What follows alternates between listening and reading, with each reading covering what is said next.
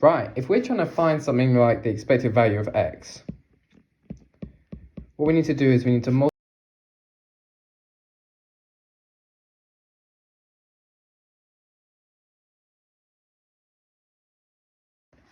x is 1 with a probability of 0.25 when we add 0.05 plus 0.1 plus 0.1. So we're going to do 1 times 0.25.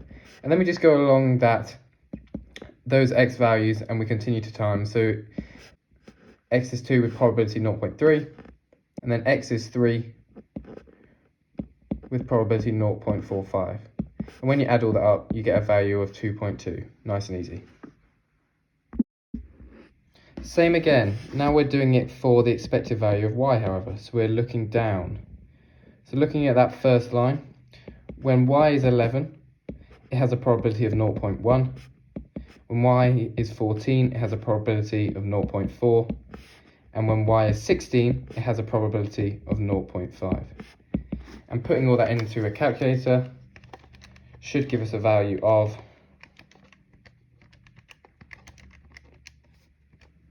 14.7. Right, now we're going to look at variance. So how do we work out what the variance of x is?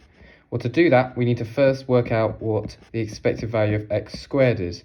So similar to what we were doing before, we're now just going to do 1 squared when it's a probability of 0.25, plus 2 squared when there's a probability of 0.3, and 3 squared when there's a probability of 0.45. And the expected value of y squared should give us 5.5. And if we go back to our equation before, just up here at the top, we know the expected value is 2.2. We know the variance of x is equal to the expected value of x squared minus the expected value of x all squared, which should mean that we get 5.5 minus 2.2 squared, giving us a final answer of 0.6 as the variance of x. Right, what about if we were asked the expected value of y given x is equal to 1? Well, in this case, we're basically trying to do what we did before in terms of working out what the expected value of y is, but now we only care when x is this. So all we need to do is we need to do 11 times by still 0.05. However, we're now going to do that over the expected value of x equal to 1, which is 0.25. We're then going to do the same for 14. So 14 is equal to 0.1 out of 0.25. And then we're going to do plus 16 times by 0.1 over 0.25. And that should give us an answer of 14.2. Right, what about if you were asked to find the variance of y given x is equal to 3? Well, x is equal to 3 here, which means we don't care about this stuff up here. Firstly, we're going to work out what the expected value of y is given x is equal to 3. And that's going to be 11 times by 0.05 over 0.45 plus 14 over 0.2 over 0.45 plus by 16 0.2 over 0.45, and that will give us a value of 14.56.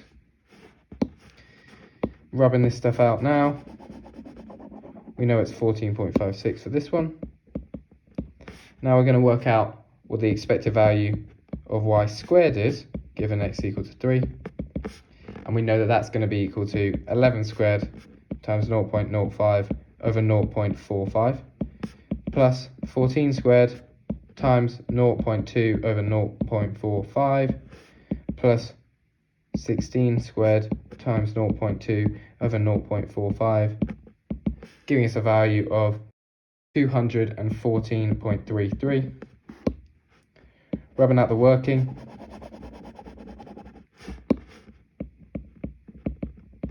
our variance equation is always the expected value of y squared, which is 214, minus the expected value of y all squared, 14.56 all squared, and that will give us a value of 2.47 as our variance. Right, final couple here. So if I'm asked to work out what the expected value is of the expected value of y given x, I'm going to work this out by looking at my table on the left. So if I get my pointer out, I can see that the expected value of y when x is equal to 1 is 14.2. So I want to do 14.2 times by the probability that x is actually equal to 1, which is 0.25. So we're going to times those two together.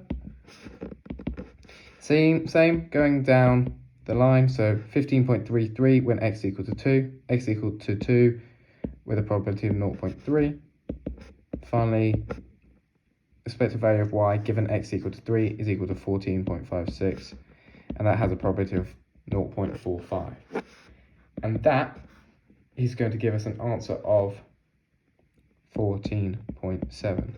And what you can see is that answer there is actually the same as this one down here, which means that this is actually equal to the expected value of y. Right, if we're finally asked to work out what the variance is of the expected value of y given x, we're going to start off by working out what the expected value of y given x all squared is. And we're going to do that by doing 14.2 squared times by that probability of 0.25, and then carrying along down the line, 15.33 times by 0.3 plus 14.56 squared, so that should be squared up there, times by 0.45. And now that we've got that, all we need to do is add them all up. That gives us an answer of 216.3.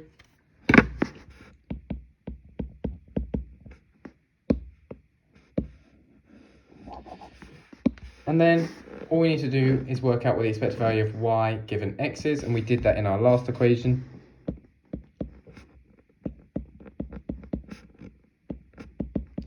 That's just equal to 4.7, and if you remember, we said that was equal to the expected value of y.